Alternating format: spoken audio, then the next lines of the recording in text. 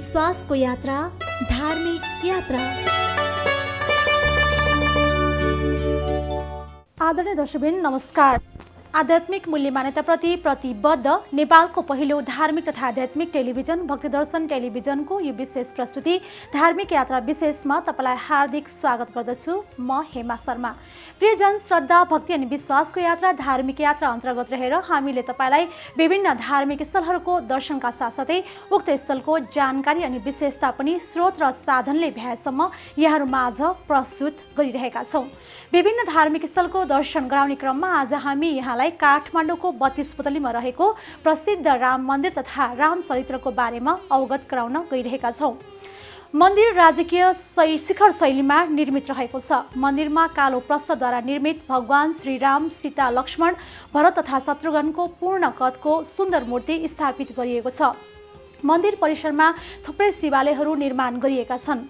मन्दिरमा बिहान नित्य पूजा तथा सन्ध्यामा नित्य आरती हुँदै आएको छ। प्रत्येक वर्षको रामनवमी, विवाह पञ्चमी, कृष्ण जन्माष्टमीमा यहाँ विशेष मेला लाग्ने गर्दछ। प्रियजन, भगवान रामलाई मर्यादा पुरुषोत्तमका नामले चिनिन्छ, किनभने उहाँले कहिले पनि जस्तोसुकै परिस्थितिमा पनि मर्यादाको उल्लङ्घन गर्नु भएन, आफ्नो सुख सुविधा हेर्नु भएन। उहाँले माता पिता अनि गुरुको आज्ञाको पालन गर्नका लागि हर समय तयार रहनुभयो। किन र नाइ भन्ने शब्द कहिले निकाल्नु भएन। उहाँ एक राजमहलको सुख सुविधामा जन्मेर पनि अनेकौं सङ्घर्षपूर्ण जीवन व्यतीत गर्नु पर्यो, तर पनि उहाँले सधैँ मर्यादा भित्रै रहनुभयो। उहाँ एक आदर्श पुत्र, आदर्श शिष्य, आदर्श बन्धु, आदर्श पति, आदर्श पिता, आदर्श राजाको रूपमा प्रस्तुत हुनुभयो। त्यसैले उहाँको राज्यका जनता सधैँ सुख समृद्धिमा पूर्ण थिए, खुसी थिए। यसरी आजसम्म पनि एक राम्रो सुशासनको परिकल्पना गर्दा राम राज्यको कुरा जनबोलीमा हाल पनि प्रचलित छ। आदरणीय दर्शक, अबको क्रममा हामी यहाँलाई राम मन्दिरको दर्शन गराउन गइरहेका छौँ।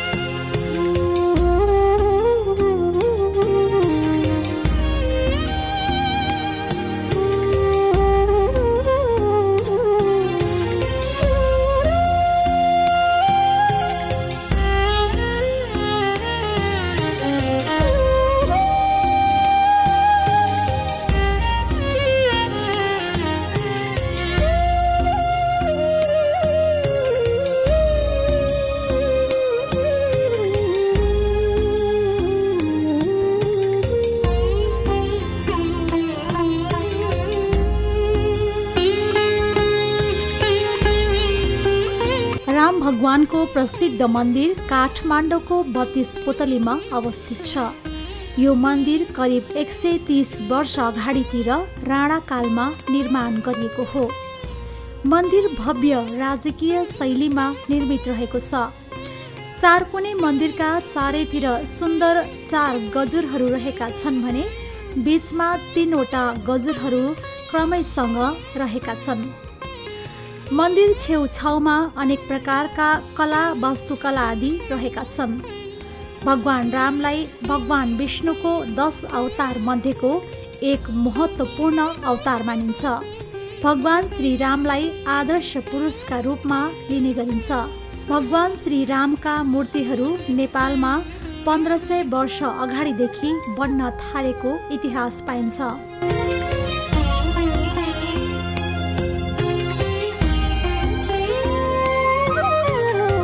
दर्शकवृन्द, तपाईँ श्रद्धा, भक्ति अनि विश्वासको यात्रा धार्मिक यात्रामा रहनु भएको छ र यस प्रस्तुति अन्तर्गत रहेर हामीले यहाँलाई विभिन्न मठ मन्दिरहरूको धार्मिक स्थलहरूको दर्शन गराउने क्रममा आज हामी यो 32 पुतलीमा रहेको राम मन्दिरमा उपस्थित भएका छौँ र हामीले पछाडि देख्न सक्नुहुन्छ यहाँले भगवान रामको, सीताको, लक्ष्मण, भरत, शत्रुघ्नको पूर्ण कदको प्रस्तरद्वारा निर्मित यहाँ मूर्ति रहेको छ र उहाँ यस मन्दिरमा चाहिँ विशेष गरी रामनवमी, विवाह पञ्चमी लगायतका उत्सवहरूमा र अन्य पनि तिथि विशेषहरूमा यहाँ विशेष पूजा आराधना पनि हुँदै आएको छ र बिहान नित्य पूजा यस मन्दिरमा हुने गर्दछ भने सन्ध्यामा चाहिँ आरती हुने गर्दछ र विवाह पञ्चमीको अवसरमा भने यहाँ एउटा जनकपुरमा जस्तै यहाँ एउटा विवाहको धुमधामसँग उत्सव मनाउने गरिएको छ र यसरी हामीले यहाँलाई श्रद्धा, भक्ति अनि विश्वासको यात्रा धार्मिक यात्रा अन्तर्गत रहेर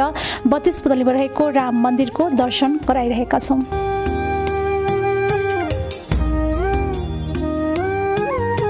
पशुपति क्षेत्रको रामको मूर्ति लिच्छवी कालमा बनेको मानिन्छ। त्यस्तै काठमाडौँको 32 पुतलीमा रहेको यो मन्दिर करिब 130 वर्ष अगाडितिर राणा कालमा निर्माण गरिएको हो। यो सुन्दर तथा भव्य मन्दिर निर्माणका सम्बन्धमा यस्तो बताइएको छ। यो मन्दिर विक्रम सम्वत 2028 सालमा कमान्डिङ कर्नेल छनसिंह टन्डन लाउरी छेत्रीले निर्माण गर्नुभएको हो। यो मन्दिर राजकीय गुम्बद शैलीमा निर्माण भएको छ र यसभित्र मन्दिरभित्र चाहिँ 5 जना भगवानको चाहिँ पूर्ण कदको तस्बिर रहेको छ, जसमा राम, सीता, लक्ष्मण, भरत, शत्रुघ्न हुनुहुन्छ र नेपालमा नै यो पूर्ण कदको चाहिँ यो राम मन्दिरमा भएका चाहिँ विग्रहहरू जुन पूर्ण विग्रहहरू भएको मन्दिर यो नै हो। र त्यसपछि मन्दिरको बाहिरपट्टि देख्नुहुन्छ श्री हनुमानजीको मन्दिर छ, त्यो पनि पूर्ण कदमा रहेको छ र यो मन्दिरको आफ्नै महत्त्व छ। धार्मिक, आध्यात्मिक सबै कुराले यसको महत्त्व छ र दिनानुदिन यसको महत्त्व बढ्दै गइरहेको छ र यस्तै गरी नेपालमा रहेका धरोहरहरू, संस्कृति, मठ मन्दिरहरूलाई संरक्षण गर्दै जाने हो भने गर्दै जानुपर्छ भन्ने कुरामा यो मन्दिर एउटा उदाहरणीय मन्दिर बन्न रहेको छ। यहाँ सबैलाई थाहा नै छ र यो मन्दिर त्यतिखेर निर्माण भए तापनि बिचका केही समयमा यो मन्दिर खण्डलहर पनि हुन पुग्यो, जिउँडा सिउँडा पनि हुन पुग्यो, तर स्थानीयवासी हैन धर्म अनुरागीहरू, भक्तजनहरू सबैको सहयोगमा चाहिँ मन्दिर पुनर्निर्माण भएर यो अवस्थामा आएको छ।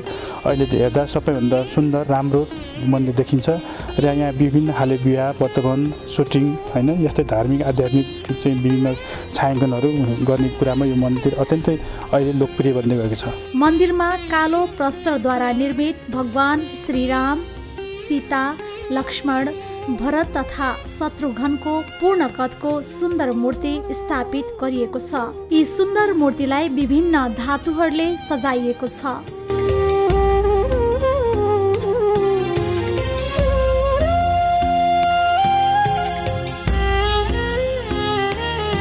यहाँ रहनु भएको भगवान बीचमा भगवान राम हुनुहुन्छ, भगवानका बायाँपट्टि सीताजी हुनुहुन्छ, सीताजीका बायाँपट्टि भरतजी हुनुहुन्छ, भगवानका दायाँपट्टि लक्ष्मणजी हुनुहुन्छ, लक्ष्मणजीका दायाँपट्टि शत्रुघ्नजी हुनुहुन्छ।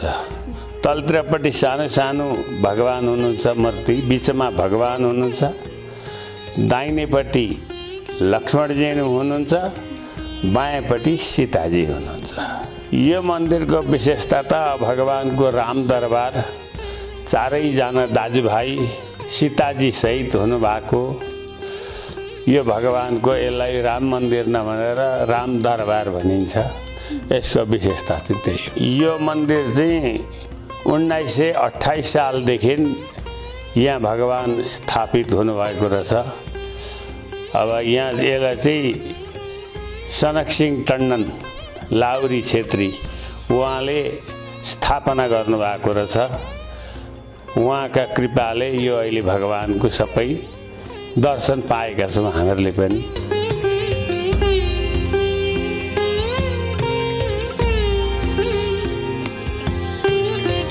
मन्दिर परिसरमा थुप्रै शिवालयहरू निर्माण गरिएका छन्।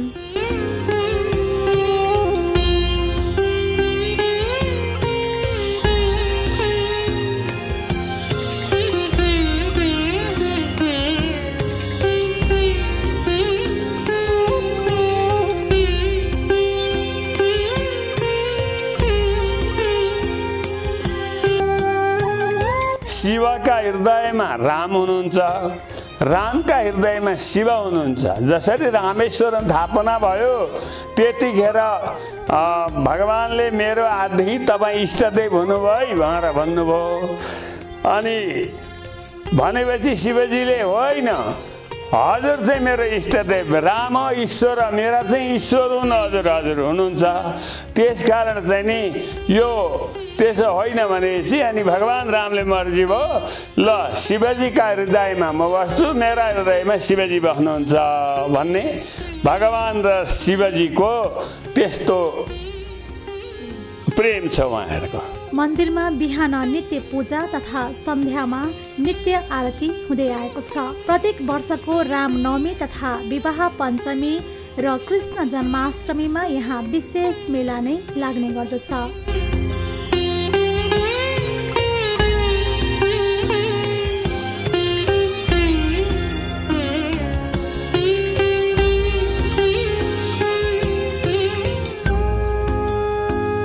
नित्य पूजा भगवानको बिहान 5 बजे पट खुल्छ। सबभन्दा पहिलेबाट भगवानको मङ्गल आरती हुन्छ। मङ्गल आरती भनेको भगवानलाई जगाउने आरती हो। त्यस पछाडि अनि भगवानका दर्शन सबैलाई खुल्छ, त्यो हुँदै जान्छ। अनि यहाँबाट 9 बजे भगवानको ठुलो आरती हुन्छ। अनि 9:30-10 बजे भगवानलाई अब राजभोग भनिन्छ, दाल भुजा जे भए पनि बनाएर ल्याएर भगवानलाई भोग लाउने। अनि 10-10:15 बजेतिर मन्दिरको ताला लाग्छ। सन्ध्यामा बेलुका 5 बजे मन्दिर खोलिन्छ। अनि भगवानको फेरि त्यस्तै पहिले मङ्गल आरती हुन्छ। त्यो भएपछि भगवानलाई यसो केही बालभोग, नरिवल, मिस्त्री अरू जे चिज भएका यसो भोग लाग्छ। अनि 6 बजे 6:15 बजे आरती हुन्छ। आरती भएपछि अनि सबैलाई जल प्रसाद बाँडिन्छ। त्यसपछि भगवानको फेरि शयन गराइन्छ। जस्तो सबभन्दा ठुलो त रामनवमी हो। रामनवमीका दिन त बिहान 3 बजेदेखि नै अति भिड हुन थाल्छ। 3 बजेदेखि राति 11 बजे भगवानको पट बन्द हुन्छ। मान्छे धेरै आइ नसक्दा पनि त्यतिखेर बन्द गरिन्छ। अर्को विवाह पञ्चमीमा भगवानको विवाह उत्सव हुन्छ। यो विवाह उत्सव हुने चाहिँ अब एउटा जनकपुरमा त परम्परादेखि नै भइराख्या। यो राम मन्दिरमा पनि भगवानको विवाह उत्सव हुन्छ। पर पशुपतिको राम मन्दिरबाट जन्ती आउनुहुन्छ बरियात।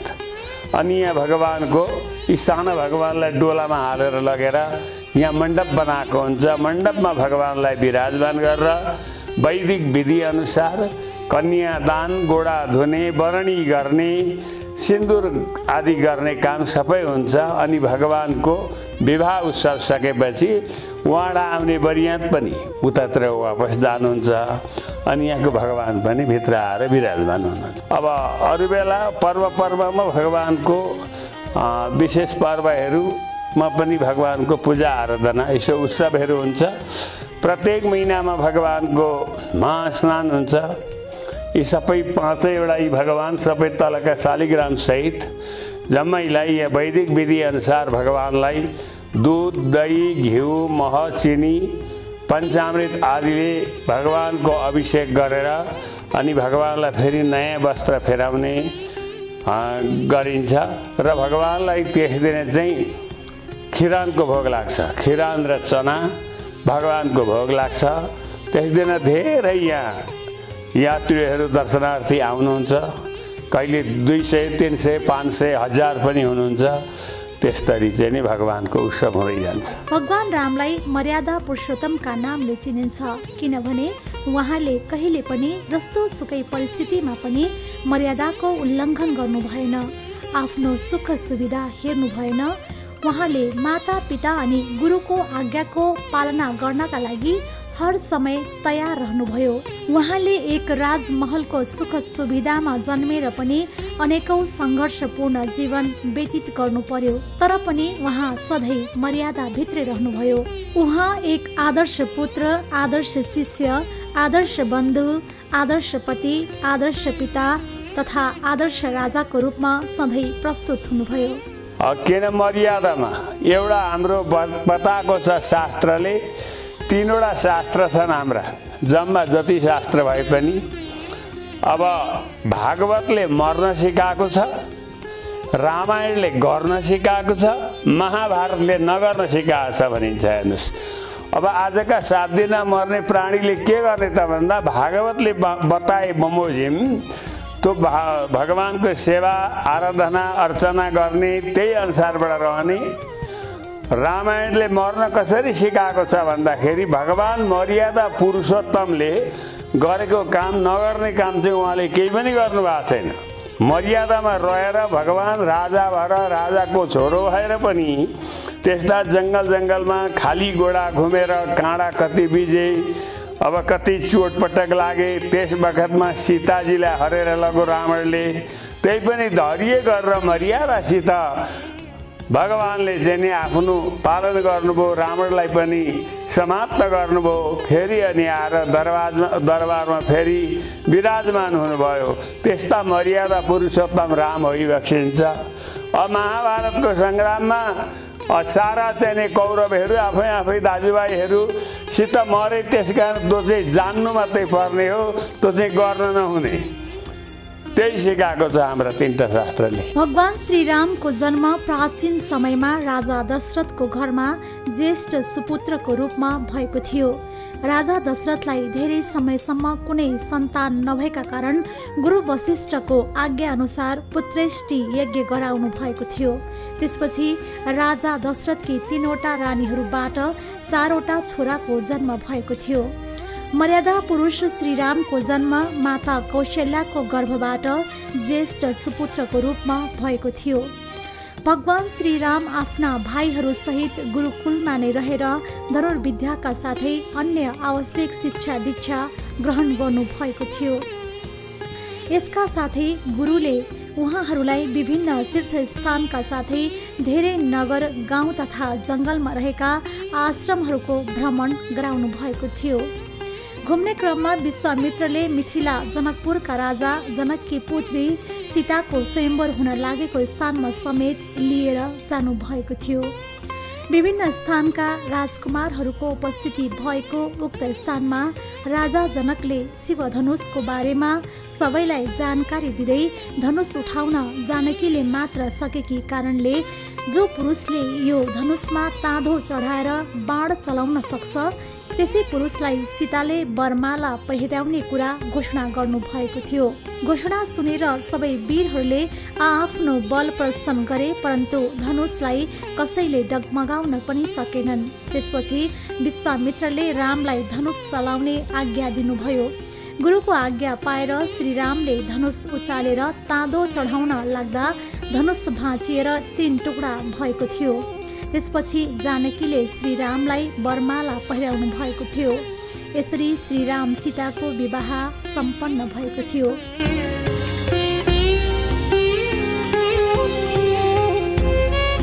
राजा दशरथले श्रीरामलाई अयोध्याको राजपाट सुम्पिने क्रममा सबैको सल्लाहमा अयोध्यामा श्रीरामलाई राज्याभिषेकको तयारी गरिएको समयमा श्रीरामकी सौतेनी आमा कैकेयीकी दासी मन्थराको सल्लाह बमोजिम कैकेयीले राजा दशरथलाई आफ्नो पहिलेको 2वटा वरदान माग्नुभयो। यतिखेर भरतलाई राजा बनाउनु पर्ने र रामलाई 14 वर्षको वनवास पठाई बाचा पूरा गर्नुपर्ने आग्रह गर्नुभयो। राजाले पनि भरत अयोध्याका राजा बनाइने र राम वनवास जानुपर्ने घोषणा गर्नुभयो। भगवान श्रीरामले पनि पिताको आज्ञा मानेर 14 वर्ष वनवास जाने निर्णय गर्नुभयो। रामको साथमा लक्ष्मण र सीता पनि वनवास लाग्नुभयो। राम वनवासका कारण राजा दशरथको चिन्ताका कारण मृत्यु हुन पुग्छ। त्यसै समयमा आफ्नो मामा घर गएका भरतले उक्त कुरा थाहा पाएर उनी रामलाई फर्काउने प्रयासमा वन जान्छन्।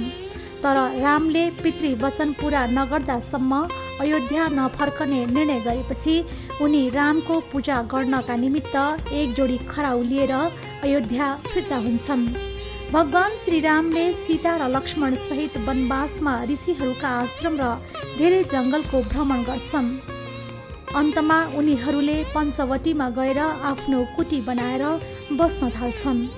राम, सीता र लक्ष्मण पञ्चवटीमा बसिरहेको बेला लङ्कापति रावणकी बहिनी सुपन्खाको नाक काटेको घटना, तत्पश्चात भएका लडाइँहरू अनि सीताहरणको घटना लगायत अनेकौं घटनाहरू हुन पुग्छन्। भगवान श्रीरामलाई सबै कुरा थाहा भए पनि मानव लीला देखाउनका निमित्त धेरै प्रकारको विलाप गर्दै जङ्गल घुमेको घटना, जटायुसँगको भेट, हनुमान, सुग्रीव, जाम्बवान लगायत अन्य वीर बानरहरूसँगको भेट, बाली र सुग्रीवको लडाई, सीताको खोजी, रावण, कुम्भकर्ण लगायत अनेकौं राक्षसहरूसँगको युद्ध अनि वध, विभीषणलाई लङ्काको राजगद्दी सुम्पेर सीतालाई फिर्ता लिई अयोध्या फर्केको समय अवधिसम्मका अनेकौं दुःख र सङ्घर्षका घटनाहरू, उतार चढावहरू श्रीरामको जीवनमा आउँछन्।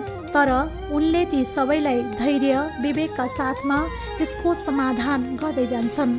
तत्पश्चात 14 वर्षको वनवास पश्चात राम राज्याभिषेक तथा सीता त्याग, 2वटा पुत्र लव र कुशको जन्म, लव र कुशसँगको मिलन, लामो समयको राज्यकाल पूरा गरेर भगवान श्रीराम आफ्नो मानव लीला समाप्त गरेर वैकुण्ठ प्रस्थान गरेसम्मका अनेकौं सङ्घर्षपूर्ण लीलाहरू उहाँबाट हुन्छ। यसरी जस्तो सुकै समयमा पनि रामले धैर्य छोड्नु भएन र मर्यादाको उल्लङ्घन गर्नु भएन।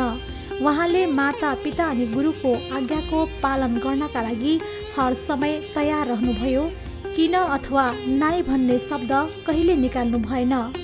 उहाँ एक राजमहलको सुख सुविधामा जन्मेर पनि अनेकौं सङ्घर्षपूर्ण जीवन व्यतीत गर्नुभयो। यसरी भगवान श्रीरामको आदर्शका कारण नै भगवान श्रीरामको छुट्टै अनि उच्च स्थान रहिआएको छ। रामको जीवनीले हामी सबैलाई प्रेम र कर्तव्यका अनेक आदर्श पाठ अवलम्बन गर्न प्रेरणा दिन्छ। भगवान श्रीरामको व्यक्तित्व अति उच्च कोटिको रहेको छ। राम हाम्रा कण कणमा समाहित हुनुभएको छ। राम हाम्रो समाजका अभिन्न अङ्ग बनिसक्नु भएको छ। भगवानका नाम लेखिएका पहेँला पछ्यौराहरूलाई हामी राम नामी भन्छौँ, चाहे तिनमा शिव या कृष्णकै नाम लेखिएको किन नहोस्। हामीलाई जीवनमा अन्तिम घडीमा पनि राम नाम सत्य हो भन्ने बानी परिसकेको छ। यसरी भगवान रामको व्यक्तित्वलाई चरितार्थ गर्न सकेको खण्डमा मात्र रामको वास्तविक पूजा हुनेछ, सम्मान हुनेछ। आदरणीय दर्शकबिन, अहिले तपाईँ आध्यात्मिक मूल्य मान्यताप्रति प्रतिबद्ध नेपालको पहिलो धार्मिक तथा आध्यात्मिक टेलिभिजन भक्तिदर्शन टेलिभिजनको प्रस्तुति धार्मिक यात्रामा रहनु भएको छ। प्रियजन, श्रद्धा, भक्ति अनि विश्वासको यात्रा धार्मिक यात्रा अन्तर्गत रहेर हामीले तपाईँलाई विभिन्न धार्मिक स्थलको दर्शन गराउने क्रममा आज काठमाडौँको 32 पुतलीमा रहेको प्रसिद्ध राम मन्दिरको दर्शन तथा राम चरित्रको बारेमा अवगत गरायौँ।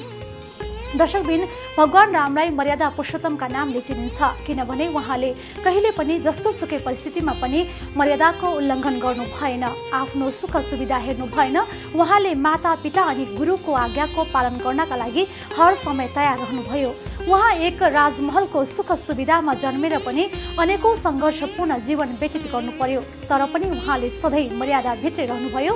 उहाँ एक आदर्श पुत्र, आदर्श शिष्य, आदर्श बन्धु, आदर्श पति, आदर्श पिता, आदर्श राजाको रूपमा प्रस्तुत हुनुभयो। त्यसैले उहाँको राज्यका जनता सधैँ सुख समृद्धिले पूर्ण थिए, खुसी थिए। यसरी आजसम्म पनि एक राम्रो सुशासनको परिकल्पना गर्दा राम राज्यको कुरा जनबोलीमा रहने गर्दछ। आदरणीय दर्शक, सधैँ रहिरहनेलाई सनातन भनिन्छ। जसको न आदि छ न अन्त्य छ, त्यसैलाई नै सनातन भनिन्छ। सनातन धर्म ईश्वरद्वारा निर्मित मानवताको संविधान हो अनि मानव मात्रको जीवनको आचार संहिता हो। आचारको पालना नै सबैभन्दा ठुलो धर्म हो। त्यसैले आत्मकल्याण चाहनेले सदैव त्यसको पालना गर्नुपर्दछ। सदाचार, सद्गुण, कर्तव्य, समाज कल्याण, परहित, आत्मविकास, धर्म, अर्थ, काम, मोक्षको साधना, संस्कार आदिबाट समन्वित कलाको नाम नै सनातन धर्म हो। सनातन धर्म कुनै मानवबाट बनाइएको नभई यो सृष्टिका क्रममा परमपिता परमात्माद्वारा प्रदत्त वरदान हो। सनातन धर्ममा आत्मकल्याणबाट मोक्ष प्राप्तिसम्मको साधना उपासनाको व्याख्या गरिएको छ। सनातन धर्ममा अत्याधिक उदारता र विशालता रहेको छ। अत्यन्त परिष्कृत यस धर्ममा आफ्नो रुचि अनुसार विभिन्न देवी देवताको उपासना, आराधना र आचरण गर्ने स्वतन्त्रता रहेको छ। सनातन धर्ममा कुनै पनि पद्धति मान्नुपर्ने बाध्यता नरहेको र मानवतावादमा आधारित रहेको छ। यस धर्ममा कुनै भेदभाव छैन, सर्वत्र समानता नै समानता रहेको छ। आत्मजन हजुर हामी सबैले समय छँदै सनातन धर्मको वास्तविकता अनि यसको मूल्य रहस्य बुझ्नतिर लाग्नु, आफूले बुझ्नु अनि आफ्ना सन्ततिलाई पनि बुझाउन सक्नु पर्दछ। आफूले जन्मे हुर्केको महान सनातन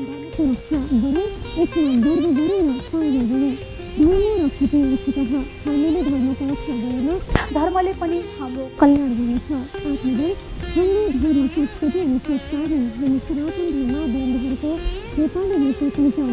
अनि हाम्रो कला संस्कृति अनि सम्पदा हाम्रो पुर्खाको नाश हो। हाम्रा सबै मूर्त अनेक सम्पदाहरूका कारणले हामी नेपालीहरूको पहिचान विकासमा सफल भएको छ, गौरवान विकासेको छ अनि सम्मानित भएको छ। यसैले हामी सबैजना यसको संरक्षण, सम्वर्धन तथा विकासतर्फ लागौँ। यो हामी सबैको साझा दायित्व हो। आजको लागि श्रद्धा, भक्ति अनि विश्वासको यात्रा धार्मिक यात्राबाट सबैको निरुक्तको साथमा म हेमा शर्मा भागवतले बिदा गर्छु। यहाँको सोचको सबैलाई नमस्कार। पाएन त